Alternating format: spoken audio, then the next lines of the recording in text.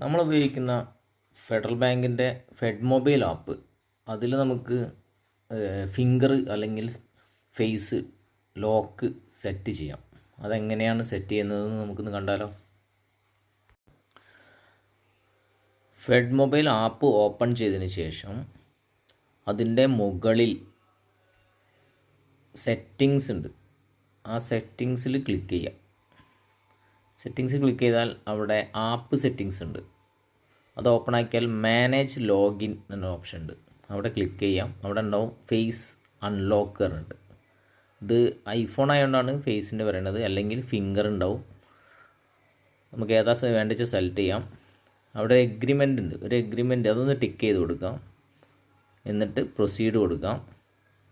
ഇത് പ്രൊസീഡ് കൊടുത്തതിന് ശേഷം നമ്മുടെ ആപ്പിൻ്റെ പാസ്വേഡ് എൻ്റർ ചെയ്ത് കൊടുക്കാൻ വേണ്ടി പറയും. ഫെഡ് മൊബൈലിൻ്റെ നമ്പർ എൻ്റർ ചെയ്ത് കൊടുക്കാം. ഇവിടെ